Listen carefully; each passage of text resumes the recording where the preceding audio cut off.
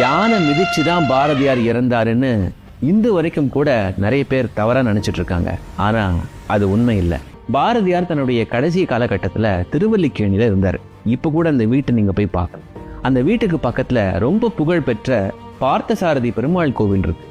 அந்த கோவில் யானைக்கு தினமும் பழம் தேங்காய் கொடுக்கறது பாரதியாருடைய வழக்கம். ஒரு நாள் அப்படித்தான் அவர் பழம் கொடுக்க போயிருக்காரு. ஆனா யானை கோவத்துல அவரை தள்ளி விட்டுடுச்சு. முண்டாசு மேல யானையோடைய தும்பிக்கை பட்டு பாரதியார் மயங்கி கீழே விழுந்துட்டார். அவருடைய உதட்டுல கூட நல்ல காயம்.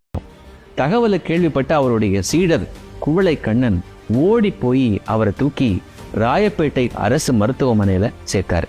அதற்கு பிறகு அவர் மீண்டும் பணிக்கு திரும்பிட்டார். இந்த சம்பவம் 1920ஆம் ஆண்டு டிசம்பர் மாதம் வாக்குல நடந்திருக்கலாம் அப்படின்னு ஆய்வாளர்கள் சொல்றாங்க.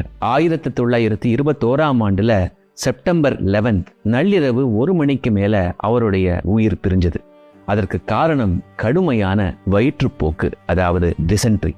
இனிமேலாவது பாரதியார் யானை மிதிச்சு இறந்தாரு அப்படிங்கிற தவறான தகவலை பரப்பாம இருப்போம்.